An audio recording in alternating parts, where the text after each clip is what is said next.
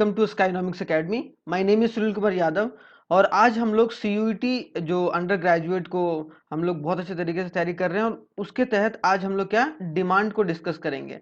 आज बहुत अच्छे तरीके से डिमांड को दो पार्ट्स में हम लोग डिस्कस करेंगे। एक कॉन्सेप्ट पार्ट होगा और उसके साथ साथ फिर हम लोग उसके एमसीक्यूज को भी करेंगे और 20 एमसीक्यूज को मैंने डिस्कस करा है। इसमें थोड़ा बहुत question theory of consumer behaviour का भी है, क्योंकि वो थोड़ा सा मैं जो मेन क्वेश्चन है वो भी इसमें डिस्कस करना चाह रहा था। तो ठीक है, तो थ्योरी ऑफ कंज्यूमर बिहेवियर जो मैंने पिछला वाला वीडियो कवर करा था, और साथ ही साथ डिमांड पर ज़्यादा फोकस रहेगा, क्योंकि यहाँ डिमांड से क्वेश्चन बहुत आसानी तरीके से पूछा जा सकता है। तो डिमांड जो 12th सीबीएसई वाले बच्चे होंगे उन्होंने 11th में पढ़ा होगा, और जो आईएससी वाले बच्चे हैं 12th आईएससी वाले बच्चे हैं उन्होंने एक तरीके से 12th में पढ़ा होगा। तो 11th वाले बच्चे ने मतलब सीबीएसई वाले बच्चे ने 11th में पढ़ा होगा डिमांड का चैप्टर, ठीक है, और आईएससी बोर्ड वाले ने 12th में पढ़ा है। तो हम लोग शानदार तरीके से डिस्कस करेंगे क्या क्या डिमांड क्या होता है और उसके थोड़ा सा कॉन्सेप्ट को जानेंगे पहले, और उसके बाद हम लोग एमसीक्यूज को बहुत अच्छे तरीके से डिस्कस करेंगे। ठीक है, तो चलिए बिना कोई देरी किए हुए स्टार्ट करते हैं। और ये हमारा व्हाट्सएप नंबर है। अगर आप लोग यहाँ पर विजिट करके आप लोगों को पीडीएफ चाहिए होगा तो आप लोग यहाँ विजिट कर सकते हैं, या फिर टेलीग्राम पर आप लोगों को वो प्रोवाइड करा दिया जाता है, यहाँ पर आप लोग ज्वाइन कर लीजिएगा। ठीक है, चलिए थैंक यू। चलिए अब चलते हैं आगे। पहले स्लाइड में पहले हम लोग कॉन्सेप्ट को डिस्कस करेंगे। ठीक है, अब कॉन्सेप्ट में क्या आता है, पहली चीजें आती हैं कि डिमांड क्या होता है। ठीक है, क्या होता है डिमांड, थोड़ा सा क्विक रिवीजन करेंगे जल्दी जल्दी। तो डिमांड क्या होता है कि जो भी पर्सन, अगर मान लो कि एक पर्सन है वो कुछ चीज बाई करना चाह रहा है, मतलब मान लो कि कार खरीदना चाह रहा है और कार का प्राइस अगर 6 लाख रुपए है, ठीक है, और अगर उसके पास उतना अमाउंट है कि वो उस कार को परचेस कर पाए, इसका मतलब क्या है कि डिमांड क्रिएटेड है। मतलब डिमांड क्या हो गया, डिमांड क्रिएट हो गया। मतलब क्या मैंने बोला कि जितना भी अगर परचेज कि जितना भी उसके पास पैसा है उसमें वो सामान वो खरीद सकता है जो चीज वो खरीदना चाह रहा है, तब डिमांड क्रिएट हो गया। वरना अगर वो 6 लाख रुपए का कार खरीदना चाह रहा है लेकिन उसके पास उतना पैसा नहीं है तो वो डिमांड क्रिएटेड नहीं हुआ। क्लियर, तो यहाँ पर डिमांड हो गया। अब आते हैं हम लोग लॉ ऑफ डिमांड पर। क्या लॉ ऑफ डिमांड क्या होता है, देखो लॉ ऑफ डिमांड जो होता है वो ऑल थिंग रिमेन कांस्टेंट। क्या all thing remain constant, all thing remains constant, remain constant. और यहाँ पे मैंने दो चीजें बताई हैं कि डिमांड जो होता है वो हमेशा कंज्यूमर साइड से होता है। मतलब एक तरीके से डिमांड कौन करता है, हमेशा कंज्यूमर करता है। जैसे सप्लाई जो होता है वो हमेशा प्रोड्यूसर साइड से आप लोगों को देखना है। ठीक है, सप्लाई कौन करता है, प्रोड्यूसर करता है। क्लियर, यहाँ तक कोई दिक्कत नहीं है। अब उसके बाद जो है लॉ ऑफ डिमांड क्या था, all other thing remain constant. और उसके बाद क्या मैंने बोला कि जब प्राइस बढ़ता है तो क्वांटिटी डिमांडेड घटता है, और जब प्राइस घटता है तो क्वांटिटी डिमांडेड जो है वो बढ़ता है।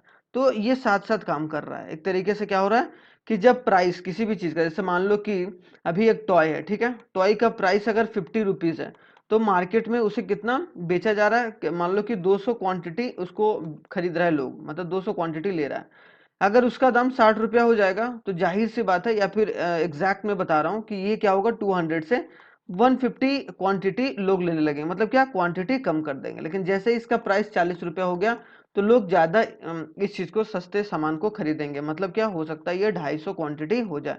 तो क्वांटिटी यहाँ बढ़ गया, यहाँ क्वांटिटी कम हो गया। क्यों, क्योंकि प्राइस बढ़ा।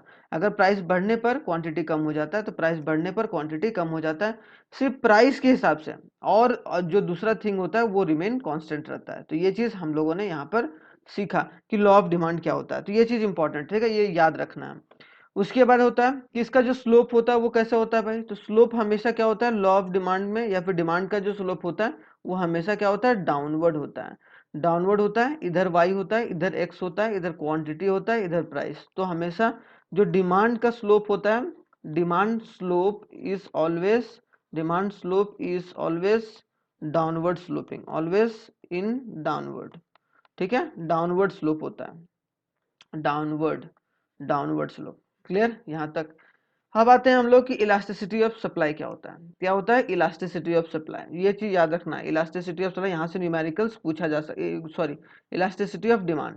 तो इलास्टिसिटी ऑफ डिमांड क्या होता है कि जितना परसेंटेज, मान लो कि प्राइस में जितना परसेंट का चेंज हो रहा है उसके हिसाब से कितना परसेंट में चेंज, कितना परसेंट चेंज हो रहा है उसके क्वांटिटी में। तो हम लोग उसको बोलेंगे एक तरीके से इलास्टिसिटी ऑफ डिमांड। जैसे इलास्टिसिटी ऑफ डिमांड का दो फार्मूला होता है।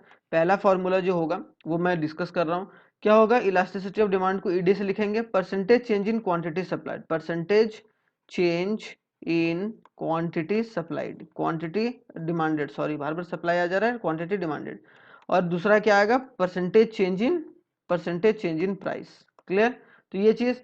दूसरा जो फॉर्मूला होता है इसका इलास्टिसिटी ऑफ डिमांड का, वो माइनस का साइन और delta Q by delta P into P by Q. Clear? समझ में आया? Delta Q by delta P into P by Q, तो ये फॉर्मूला होता है। अब डेल्टा क्यू को कैसे निकालते हैं भाई? तो डेल्टा क्यू को निकालते हैं Q1 माइनस क्यू से, Q1 माइनस क्यू मतलब बड़े में से छोटा को।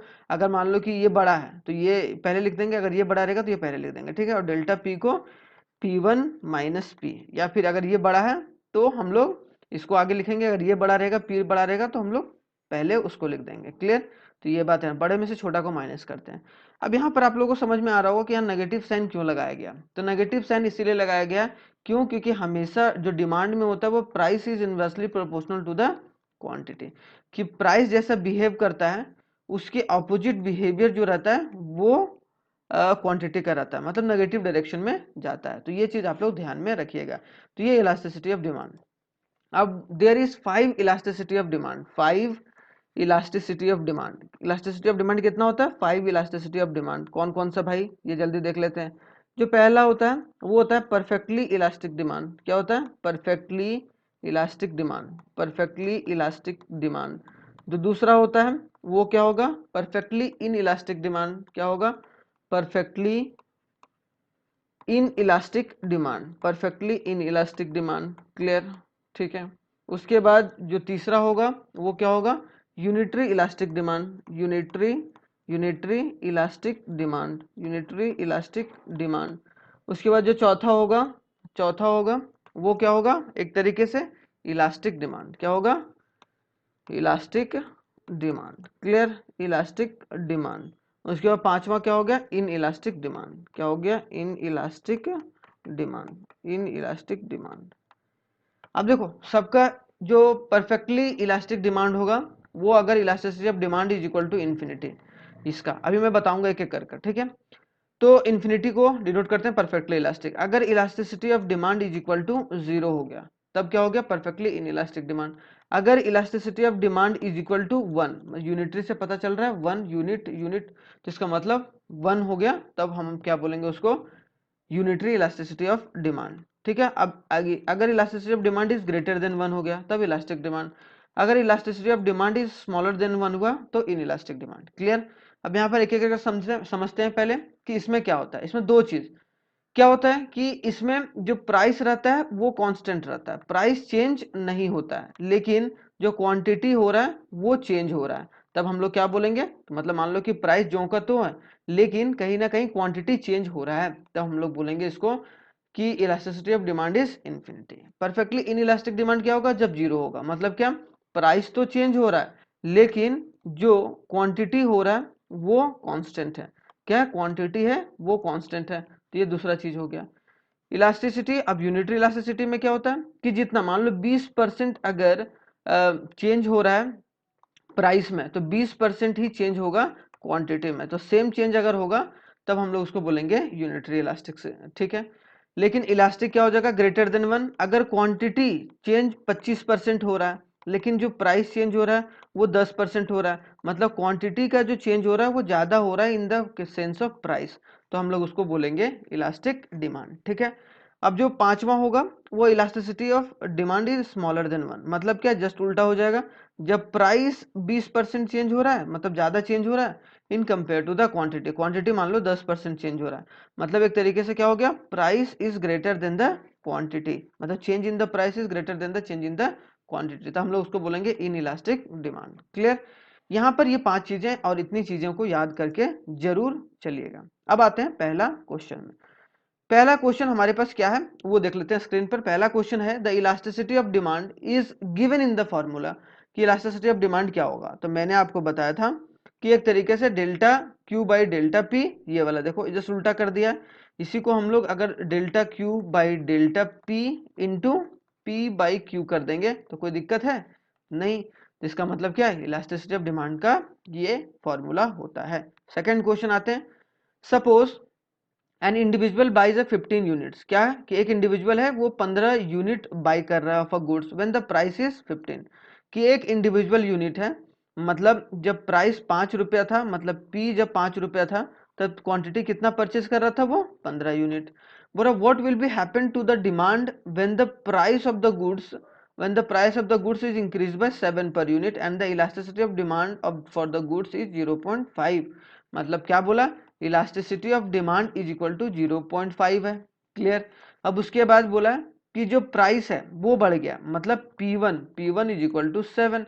तो बोला जा रहा है यहाँ पर कि क्या होगा, what will be happen to its demand, demand क्या होगा, बढ़ेगा या घटेगा, हमें ये बताना है। ठीक है, तो मतलब क्वांटिटी 1 क्या होगा ये बताना है। तो हम लोग एक बार सॉल्व कर लेते हैं जल्दी से। तो Q1 को सॉल्व करने के लिए अगर ध्यान से देखा जाए तो हम लोग इस तरीके से सॉल्व करेंगे, delta Q by delta Q कितना है भाई, यहाँ पर डेल्टा क्यू नहीं है, तो यहाँ पर प्राइस बढ़ा है तो क्वांटिटी घटा होगा, क्वांटिटी घट के आया होगा। तो यहाँ पर क्वांटिटी घट के आया होगा तो हम लोग इसको चेंज इन क्वांटिटी क्या लिखेंगे, घट के आया होगा, मतलब ये कम होगा, तो मतलब Q माइनस Q1। ठीक है, और यहाँ पर P माइनस P1, तो मतलब डेल्टा P क्या हो जाएगा, बड़े में छोटा को माइनस कर देंगे 2 हो गया। समझ में आया। तो यहाँ पर देख लेते हैं डेल्टा Q कितना है भाई, डेल्टा Q है मेरा Q माइनस Q1, तो Q कितना है 15 माइनस Q1 आ गया। ठीक है, 15 माइनस Q1, या फिर इसको रहने ही देते हैं, इसमें कोई दिक्कत नहीं है कि नहीं, इसको 1 मिनट हम लोग रहने ही देते हैं, ताकि अभी, क्योंकि हम लोगों ने यहाँ पर क्या निकाला, यहाँ पर डेल्टा क्यू निकालेंगे हम लोग लास्ट में। ठीक है, जो कि पूछा है कि what will happen in the change in the demand, कि डिमांड में क्या चेंज होगा। तो यहाँ पर लिख लेते हैं हम लोग डेल्टा क्यू को डेल्टा क्यू की जगह पर रख देते हैं, और यहाँ पर डेल्टा पी कितना हो गया 2, और पी कितना हो गया भाई, अगर देखा जाए तो पी हो गया 5 और क्यू कितना हो गया, क्यू हो गया 15। तो 5 यहाँ हो गया 5 3 जा 15, इसका मतलब कितना हो गया, delta Q by 6 is equal to क्या होगा 0.5। क्यों 0.5, 0.5 इसीलिए हुआ, क्यों कि 0.5 इलास्टिसिटी ऑफ डिमांड था। तो इलास्टिसिटी ऑफ डिमांड होता है ना, elasticity of demand is equal to, तो 0.5 हुआ। अब इसको इंटू कर देंगे, अब इसको इंटू करेंगे तो कितना होगा 6 5 या 30, मतलब क्या डेल्टा क्यू कितना आ गया 3, मतलब चेंज इन क्वांटिटी कितना आ गया 3। अब इसको यहाँ पर पुट कर देंगे हम लोग, अब चेंज इन क्वांटिटी आ गया, ध्यान से समझ रहे हो कि नहीं। अब delta Q by is equal to 3 आ गया। अब डेल्टा क्यू जो है हमारे पास वो 3 आ गया, इज इक्वल टू क्यू मेरे पास दिया हुआ है, क्यू क्या दिया हुआ, क्यू 15 दिया हुआ, क्यू 15 दिया हुआ माइनस Q1। तो Q1 को इधर ले आते हैं तो Q1 प्लस में हो जाएगा, क्योंकि Q1 फाइंड करना और 15, और ये 3 को इधर ले जाएंगे तो -3। इसका मतलब कितना हो गया 12 हो गया। Q1 is equal to 3। मतलब बोला जा रहा है इंक्रीज इन डिमांड होगा, डिक्रीज इन डिमांड होगा। तो ऐसे भी आप बता सकते थे कि क्या होगा, क्या होगा, एक तरीके से डिक्रीज इन डिमांड, मतलब रिड्यूस इन डिमांड होगा इसका आंसर। मैंने एक पर्पस बता दिया आप लोगों को, लेकिन इसमें रिड्यूस इन डिमांड मैंने शुरुआत में ही बताया था कि अगर यहाँ पर प्राइस बढ़ रहा है तो क्वांटिटी घटेगा। तो यहाँ पर डायरेक्टली आप ये भी लिख सकते थे। मैंने एक तरीका बताया कि अगर कोई आ गया क्वेश्चन तो आप लोग इस तरीके से कर सकते हैं। अब बोला गया थर्ड में, if the elasticity of demand is greater than 1, अगर इलास्टिसिटी ऑफ डिमांड जो है वो ग्रेटर देन 1 है तो इट वाज कंसिडर्ड, उसको क्या मानेंगे, अभी मैंने बताया types of elasticity of demand में, उसको हम लोग मानेंगे इलास्टिक, क्या मानेंगे, इलास्टिक ऑफ डिमांड। क्लियर। तो ये थर्ड क्वेश्चन भी क्लियर हो गया। अब आते हैं फोर्थ क्वेश्चन में, choose the correct statement about the utility. Utility के लेवल में आप लोग करेक्ट चुनिए इसमें। तो as a consumption increases marginal utility increases, ये बोल रहा है कि जैसे जैसे कंजम्पशन बढ़ता है मार्जिनल यूटिलिटी बढ़ता है, ये वाला चीज। ठीक है, तो ये वाला चीज क्या है, एक तरीके से गलत है। ठीक है, गलत है। As a consumption increases marginal utility decreases, बिल्कुल सही बात, कि जैसे जैसे कंजम्पशन बढ़ता है वैसे वैसे मार्जिनल यूटिलिटी जो है, मैंने बताया भी था बहुत अच्छे तरीके से 3 नियम। ठीक है, उसको ध्यान में रखना है। मार्जिनल यूटिलिटी क्या होता है, घटता है, तो मतलब ये राइट है, मतलब पहला रॉन्ग था, ये राइट था। Utility does not differ from person to person, तो differ, total utility is the sum of marginal, तो टोटल यूटिलिटी क्या होता है, सम ऑफ मार्जिनल यूटिलिटी। तो एक तरीके से बी और डी होगा वो हमारा आंसर राइट होगा। क्या होगा, बी और डी, क्योंकि ए मतलब एक तरीके से बी सी और डी है, तीनों राइट है, लेकिन हमारे पास ऑप्शन नहीं है बी और सी और डी का, ठीक है, बी सी और डी, ठीक है, ये राइट है, लेकिन हमें ऑप्शन नहीं है ना, हमें बी और डी ऑप्शन दिया हुआ है, तो बी और सी ऑप्शन दिया हुआ है, लेकिन बी और डी ज्यादा करेक्ट आंसर है इन कंपेयर टू बी और सी। क्लियर, तो ये हमारा आंसर राइट होगा, फोर्थ का आंसर 4 होगा। 5 आते हैं, if there is no change in the demand of the good X, अगर गुड एक्स है, ठीक है, उसमें डिमांड में कोई चेंज नहीं हुआ, मतलब क्वांटिटी कांस्टेंट है। Clear, and the change in the price, और प्राइस में क्या हुआ, चेंज हुआ है, प्राइस में चेंज हुआ है ना, कि change in the price of the good X, then the price of elasticity of, तब क्या होता था, इलास्टिसिटी ऑफ प्राइस, जब क्वांटिटी कांस्टेंट रहता था तब जीरो रहता था, मतलब परफेक्टली इन इलास्टिक, मतलब क्या होगा, परफेक्टली इन इलास्टिक। समझ में आया, मैंने बताया था टाइप्स ऑफ इलास्टिक कि जब क्वांटिटी कांस्टेंट रहेगा प्राइस चेंज करेगा तो perfectly inelastic. Perfectly elastic कब हो जाएगा, जब elasticity of demand is equal to infinity, जिसमें उल्टा होता था कि प्राइस तो चेंज हो रहा है लेकिन क्वांटिटी जो है वो कांस्टेंट है। क्लियर, ये बात याद रखना है। अच्छा, यहाँ पर क्वांटिटी जो है वो चेंज हो रहा है, क्वांटिटी चेंज होता था और जो प्राइस रहता था वो कांस्टेंट रहता था, किसमें, परफेक्टली इलास्टिक में। अब 6 क्वेश्चन आते हैं जल्दी से। क्या बोला, when the price of the goods falls from 15 rupees 15 per unit to the 12 per unit, price कितना था, पी कितना था 15, अब P1 कितना हो गया 12, इस डिमांड राइजेस फ्रॉम 25%, डिमांड कितना बढ़ गया, मतलब क्वांटिटी कितना चेंज हुआ 25%। ठीक है, तो हम लोग इसको ये कर लेते हैं कि प्राइस कितना चेंज हुआ है, तो प्राइस कितना घटा है भाई, प्राइस 3 घटा है, किससे घटा है 15 से घटा है, इनटू 100, तो क्या 5 3 जा 15, अब 5 2 जा 10 और 0 3 3 कट गया, मतलब 20% आ गया। तो हम लोग इलास्टिसिटी ऑफ डिमांड का फॉर्मूला जानते हैं, क्या, percentage change in quantity supplied 25% by percentage change in price, तो कितना हो गया 5 4 जा 20 और 5 5 जा 25, तो कितना हो गया 4 1 जा 4 हो गया और 4 2 जा 8 4 5 जा 20, मतलब 1.25, मतलब 6 का आंसर क्या होगा 2 होगा आंसर। तो यहाँ ध्यान से, ठीक है, परसेंटेज चेंज इन हम लोग यहाँ से निकाल सकते हैं आसानी तरीके से, जैसा कि मैंने अभी बताया, तो यहाँ से आप लोग देख लीजिएगा। अब आते हैं 7th क्वेश्चन में जल्दी से। 7th क्वेश्चन में क्या बोला गया भाई, अब when we add up the utility derived from the consumption of all the units of the commodity we get, अगर हम लोग सभी यूटिलिटी को जो ऐड करते हैं, जो भी डिराइव किया गया कंजम्पशन से, हम लोग उसको क्या बोलेंगे, तो उसको टोटल यूटिलिटी बोलेंगे। मतलब एक तरीके से एक आम खाया इंसान, उसको 20 यूटिल्स का सेटिस्फैक्शन मिला, इसका मतलब क्या है, उसका अगर दूसरा खाया तो 30 हुआ, तो मतलब ये दोनों का सम है ना, तो total utility is the total consumption. Clear, 8th question हो गया, which of the following is the reason behind the downward sloping, कि डाउनवर्ड स्लोपिंग के पीछे रीजन क्या होगा एक डिमांड का। तो हमने बताया था अभी कि डिमांड क्या होता है, डाउनवर्ड स्लोपिंग होता है, क्यों, क्योंकि price is inversely proportional to the quantity, कि जब प्राइस बढ़ता है तो क्वांटिटी एक कंज्यूमर क्या करता है, कम परचेज करता है, मतलब प्राइस बढ़ता है तो क्वांटिटी घटता है, और जब प्राइस घटता है तो क्वांटिटी बढ़ता है। ठीक है, तो ये अप्रोच लॉ ऑफ डिमांड में मैंने बताया था, मतलब क्या, इनवर्सली प्रोपोर्शनल। तो 8 का आंसर हमारा क्या हो जाएगा 2 हो जाएगा, मतलब fall in the price of the commodity, कि प्राइस फॉल होता है कमोडिटी में जिस वजह से एक डाउनवर्ड स्लोप होता है डिमांड का, ये एक रीजन है। 9 का आते हैं, which of the following are the correct assumptions of the utility, कि यूटिलिटी का मतलब सेटिस्फैक्शन, मैंने पीछे वाले भी चैप्टर में बताया था आप लोगों को कि सेटिस्फैक्शन लेवल का अप्रोच का एजम्पशंस क्या क्या होगा। देखो यूटिलिटी लेवल में क्या रहता है, सारी चीजें जो कंज्यूमर रहता है वो रैशनल रहता है, उसको सामान का कंजम्पशन का जो शेप एंड साइज रहता है वो चेंज नहीं होना चाहिए।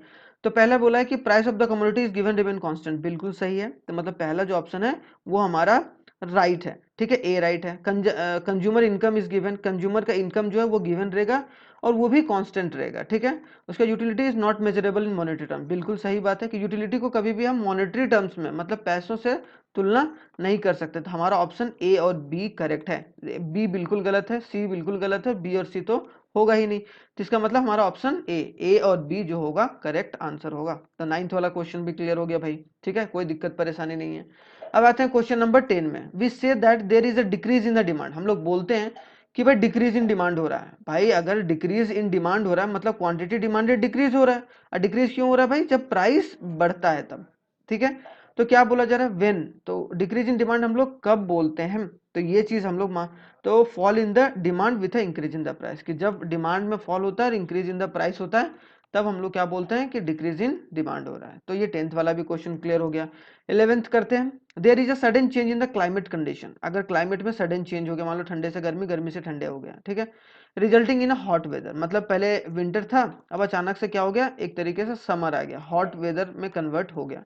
Assuming no change in the price, लेकिन प्राइस में कोई चेंज नहीं हुआ कोल्ड ड्रिंक्स के, इट विल लीड टू, लेकिन उसका क्या मतलब वो डिमांड में क्या चेंज होगा कोल्ड ड्रिंक्स के, ठीक है। तो हमने पढ़ा था कि अगर क्लाइमेट की वजह से भी डिमांड का चेंज होता है, क्लाइमेट की वजह से, मतलब क्लाइमेट अगर चेंज होता है तब क्या होगा, क्वांटिटी जो होता है वो बढ़ जाता है। जैसे विंटर में प्राइस सेम रहता है, कोको कोला का प्राइस मान लो 50 रुपया है, विंटर में भी 50 रुपया है, लेकिन जैसे गर्मी आएगा तब भी 50 रुपया रहेगा, लेकिन उसकी क्वांटिटी मतलब लोग जो परचेस करेंगे उसकी क्वांटिटी वो बढ़ जाएगी। मतलब 11th का जो आंसर होगा वो हमारा 3 होगा, मतलब rightward shift in the market demand curve, rightward shift हो जाएगा, मतलब क्वांटिटी जो है वो बढ़ जाएगा। आपने पढ़ा होगा कि मूवमेंट और शिफ्ट इन डिमांड कर्व में तो राइटवर्ड शिफ्ट होता है, एक लेफ्टवर्ड शिफ्ट होता है। लेफ्टवर्ड शिफ्ट कब होता है, जब प्राइस कांस्टेंट रहता है लेकिन जो क्वांटिटी जो रहता है वो कम हो जाता है। क्लियर, ये बात याद रखना है। 12th का क्वेश्चन क्या है, in response to the health campaign promoting a tobacco free life style, कोई एक हेल्थ कैंपेन चलाया जा रहा है जिसमें टोबैको फ्री लाइफ स्टाइल के बारे में बताया जा रहा है। Demand for a cigarette is decrease, उसकी वजह से क्या हो गया, सिगरेट का जो डिमांड था वो कम हो गया। Which of the following is the best describe in the change in the demand for the cigarette, कि कौन सा बेस्ट डिस्क्राइब कर रहा है सिगरेट के डिमांड में चेंज होने का, क्योंकि कैंपेन चलाया गया उससे अवेयरनेस बढ़ा। अब अवेयरनेस बढ़ने की वजह से क्या हो गया, बहुत सारे लोगों ने सिगरेट पीना छोड़ दिया, जिसकी वजह से क्या हो गया, एक तरीके से demand curve shift to the left, demand curve क्या हुआ, शिफ्ट कर गया लेफ्ट साइड में। मतलब क्या हो गया, प्राइस में कोई चेंजेस नहीं हुआ, लेकिन अवेयरनेस बढ़ने की वजह से लोग उसको कम यूज करने लगे तो उसको शिफ्ट हो गया। क्लियर, तो मतलब शिफ्ट इन डिमांड कर्व। कभी भी शिफ्ट आ जाएगा ना वर्ड, तो उसमें क्या होगा, एक तरीके से ये मान लेना कि प्राइस जो है वो कांस्टेंट है, प्राइस वो कांस्टेंट है, लेकिन जब वर्ड आ जाएगा मूवमेंट तो उसमें प्राइस और क्वांटिटी दोनों चेंज होगा, प्राइस और क्वांटिटी दोनों। मैंने डिस्क्रिप्शन में बता भी रखा है तो वो आप जाके देख सकते हैं, या फिर मैं डिमांड और सप्लाई का जो लिंक होगा वो डिस्क्रिप्शन बॉक्स में दे दूंगा। तो थोड़ा सा कॉन्सेप्ट है उसमें आप लोग क्लियर कर सकते हैं। अब आते हैं 13th क्वेश्चन क्या है भाई, जल्दी से देख लेते हैं। यहाँ तक मजा आ रहा होगा, आई होप सो आप लोगों को। विच of the following is not a determinants of demand for a clothing, इसमें से कौन सा है जो डिटर्मिनेंट ऑफ डिमांड नहीं है, मतलब जिसकी वजह से डिमांड का जो एक तरीके से हम लोग डिटरमाइन करते हैं डिमांड को, वो चीज नहीं है फॉर द क्लोथिंग। तो यहाँ पर 13 का जो आंसर है वो हमारा 3 है। तो price of the clothing material, price of the clothing material ज्यादा डिपेंड नहीं करता है। क्यों, क्योंकि एक तरीके से कंज्यूमर का इनकम डिपेंड करता है, तो ये कोई डिटर्मिनेंट्स नहीं है डिमांड का। प्राइस ऑफ क्लोथिंग मटेरियल, कि जिस चीज से बन रहा है उसका मटेरियल से कोई लेना देना नहीं। कॉम्प्लीमेंट्री गुड्स है, मतलब डिटर्मिनेंट्स है, कंज्यूमर का इनकम भी है, प्रेफरेंस भी है कि नहीं। तो they are the determinants of demand, but the price of the clothing material is not a determinant of demand और in the case of clothing. Clear. अब आते हैं 14th क्वेश्चन को। Due to the increase in the consumers income, consumer का income बढ़ गया, क्या हो गया, इनकम बढ़ गया। The demand of luxury watch was increase, क्या हो गया, उससे लग्जरी जो वॉच है उसका जो डिमांड है वो भी बढ़ गया। What is likely effect on the demand curve, तो डिमांड कर्व में क्या शिफ्ट आएगा, मतलब क्या हो गया, प्राइस बढ़ा है तो इसका भी डिमांड बढ़ गया। इसका मतलब क्या हो गया कि जैसे जैसा इंक्रीज प्राइस हुआ वैसे वैसे एक तरीके से लग्जरी वॉच का भी डिमांड बढ़ गया है। तो हमारा 14 का जो आंसर होगा वो 2 होगा। Demand curve shift to the right, कि राइटवर्ड शिफ्ट हो गया, मतलब इंक्रीज इन द डिमांड हो गया। 15 में due to the change in consumer preference, consumer preference एक तरीके से चेंज हो गया था। Demand of electric car has been significantly increase, क्या हो गया कि प्रेफरेंस चेंज हो गया, लोग पेट्रोल डीजल का कार नहीं खरीद रहे हैं, अब ये सोच रहे हैं कि हम लोग इलेक्ट्रिक वाले कार को ही खरीदेंगे, मतलब उसका डिमांड बढ़ गया। What is said about the market demand curve, यहाँ पे market demand of the curve क्या होगा, मतलब उसका market demand of the electric car क्या होगा, बढ़ेगा या घटेगा। तो सीधी सी आंसर क्या है इसकी, 2 है कि ये शिफ्ट टू द राइट, मतलब इंक्रीज कर जाएगा एक तरीके से। क्या इंक्रीज कर जाएगा, डिमांड। कभी भी डिमांड इंक्रीज कर रहा है तो राइटवर्ड शिफ्ट हो रहा है। राइटवर्ड शिफ्ट होने का मतलब है कि एक तरीके से ये प्राइस ये और ये, मतलब यहां से यहां डिमांड बढ़ जाना, मतलब Q से Q1 हो जाना। क्लियर, तो ये बात याद रखना है। अब आते हैं 16th में। 16th क्या है, a consumer aim to maximise utility if the marginal utility of the consuming the additional unit is 15 utils and the price is 10, अगर marginal utility कितनी है 15 है और price वो 10 है, while the goods y, good y का इतना utils है और price y है, इसका मतलब what is the consumer do to reach the equilibrium, क्या करेगा consumer equilibrium में आने के लिए, मतलब ये 15 है और नीचे 10 है, दूसरा जो गुड्स है ये x गुड्स का है और ये y गुड्स का कितना है 10 यूटिल्स है 5 है, मतलब 5 टू जा 10 और यहाँ पर 10 टू जा 20, तो इसको बढ़ा दे या फिर इसको भी बढ़ा दे, दोनों को बढ़ाना है, ठीक है। अगर इसको घटा दे मतलब x को या तो घटा दे या फिर इसको बढ़ा दे, तो ये 10 टू जा 20 होगा तो इसको बढ़ा दो भाई, है कि नहीं, मतलब good x should be increase, मतलब कंज्यूम मोर ऑफ x 16 का हो सकता है, या फिर कंज्यूम मोर ऑफ वाई, इसको भी कंज्यूम ज्यादा कर सकते हैं, क्यों, क्योंकि क्वांटिटी ज्यादा की कंज्यूम क्या कर रहे हैं हम लोग, ज्यादा इसको कर सकते हैं, किसको कर सकते हैं, क्वांटिटी को। तो यहाँ पर एक तरीके से हम लोग कंज्यूम मोर ऑफ वाई, तो what should be done to reach the equilibrium, equilibrium position पर क्या करना होगा कि एक तरीके से गुड एक्स को कम कंज्यूम करना पड़ेगा, गुड एक्स को, या फिर इंक्रीज कर दो, 10 टू जा 20 कर दो ना, इसको 20 पर ला दो, मतलब 5 इंक्रीज करना है तो एक्स गुड्स को इंक्रीज कर दो, मतलब consume more of x, clear. तो इसकी वजह से क्या हो जाएगा, जब ये 20/10 हो जाएगा और ये 10/5 हो जाएगा, मतलब 5 टू जा 10 और ये 10 टू जा 20, मतलब दोनों इक्वल हो गया, तो इक्वल सेटिस्फैक्शन दोनों में, तो कंज्यूमर इक्विलिब्रियम पोजीशन पर है, क्लियर। आई होप सो ये भी क्लियर होगा। अब 17 आते हैं, what will happen to the total expenditure when the price of the goods decrease and elastic demand scenario, मतलब बोला जा रहा है टोटल एक्सपेंडिचर में क्या चेंजेस होगा, मतलब खर्चा में क्या चेंज होगा अगर price of the goods decrease हो गया, मतलब प्राइस जो है वो डिक्रीज किया है, तो हमारा आंसर जो होगा एक तरीके से इंक्रीज हो जाएगा, क्या हो जाएगा, टोटल एक्सपेंडिचर इंक्रीज हो जाएगा, क्यों, क्योंकि एक तरीके से हम ज्यादा कंजम्पशन करने लगेंगे जब एक तरीके से हमारा जो प्राइस होगा वो डिक्रीज होगा, तो हमारा खर्चा बढ़ जाएगा। तो 17 का 3 था। अब 18 का आते हैं, when there is a movement along the demand curve what is the cause, जब मूवमेंट होता है डिमांड कर्व में, मूवमेंट मतलब दो तरीके से मूवमेंट होता है, मतलब प्राइस इतना था, पी था, क्यू था, जब प्राइस बढ़ेगा तो P1 हो गया, तो क्वांटिटी क्या होगा, घटेगा, तो यहाँ पर Q1 हो गया, जब प्राइस यहाँ पर आएगा P2 तो ये क्या हो जाएगा, बढ़ जाएगा, ये हो जाएगा Q2। तो इस तरीके से हम लोग इसको movement along the demand curve कर सकते हैं, ठीक है। तो 18 का आंसर क्या हो जाएगा, 3, मतलब change in the consumer income. तो कंज्यूमर इनकम के हिसाब से कॉज हो सकता है मूवमेंट ऑफ डिमांड, क्योंकि कंज्यूमर इनकम चेंज होगा तो वो ज्यादा परचेज करने लगेगा, ये भी हो सकता है, ठीक है, कि change in the price of the goods होगा।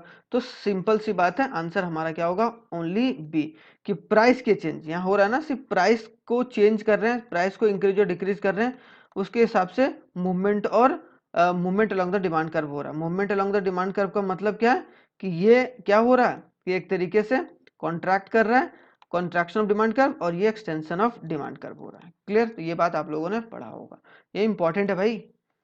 अब 19th आते हैं, a company reduces the price of its product by 20%, company ने क्या करा, अपनी प्राइस को कितना चेंज कर दिया, 20%, as a result the quantity of demanded increase, तो क्वांटिटी कितना इंक्रीज कर गया, 25%, मतलब क्या कि क्वांटिटी कितना हो गया, बढ़ गया, जब price 20%, what infer to the price, कि कौन सा होगा, तो यहाँ देखो प्राइस कम चेंज किया, क्वांटिटी ज्यादा किया है, तो इसका मतलब क्या है, इलास्टिक इन डिमांड, मतलब 19th का जो होगा वो क्या होगा, product has a elastic demand, क्योंकि इसमें क्या होता है, elasticity of demand is greater than 1, clear. अब आते हैं last question, identify the correct matched pair of column A to the that of column B, तो दोनों में करेक्ट आप लोग पेयर कीजिए। तो मार्जिनल यूटिलिटी क्या होता है, तो हम लोग 20 का जो आंसर होगा वो 3 होगा, ठीक है, मतलब ए का 2 marginal utility, additional of the total utility on the consuming of additional unit, simple सी बात है। जब हम एक का खा रहे, मान लो कि एक मैंगो खा रहे हैं तो 20 यूटिल्स, मतलब टोटल यूटिलिटी ये हो गया। अब मार्जिनल यूटिलिटी, मान लो कि 2 खा रहे हैं तो 30 हो रहा है, तो पहला पहला सेम होगा, फिर ये इंक्रीज होगा, मतलब क्या, एक एडिशनल यूनिट खाने पर कितना हमें ज्यादा यूनिट को कंज्यूम करना पड़ रहा है, तो 10, तो इसका मतलब 10 सेटिस्फैक्शन बढ़ा है, तो यहाँ पर इसी तरीके से एडिशनल यूनिट जो कमोडिटी का बढ़ा रहे हैं। कार्डिनल यूटिलिटी क्या होगा भाई, तब बी का 4 होगा, बी का 4 होगा, मतलब it is measurement in terms of the unit, unit के टर्म्स में हम लोग मेजरमेंट कर सकते हैं। टोटल यूटिलिटी क्या होगा, टोटल यूटिलिटी हमारा होगा एक तरीके से sum of the total utility derive from the consumption of all unit, और डी होगा, डी का क्या होगा, 1 होगा, डी का 1 होगा। डी का 1 का मतलब पावर ऑफ कैपेसिटी यूटिलिटी का सेटिस्फैक्शन ऑफ ह्यूमन वांट्स, तो ये हमारा करेक्ट आंसर होगा। आप लोग ध्यान से देखिएगा। तो आई होप सो 20 क्वेश्चंस मैंने यहाँ पर जो भी डिस्कस करे हैं वो आप लोगों को समझ में आया होगा और कॉन्सेप्ट भी डिस्कस करें हैं। अब आगे हम लोग इसी तरीके से डिस्कस करेंगे नेशनल इनकम को, national income and related aggregates, जो कि सीयूईटी के लिए मोस्ट इंपॉर्टेंट है। हमने बीएसटी को भी कवर करा, जाकर आप लोग बीएसटी को भी देख सकते हैं।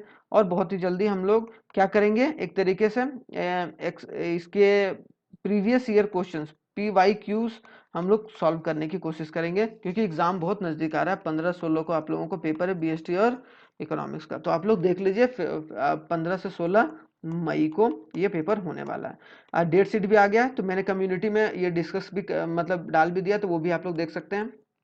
ठीक है, थैंक यू वेरी मच, जय हिंद। बहुत ही जल्दी मिलते हैं नेक्स्ट वीडियो में।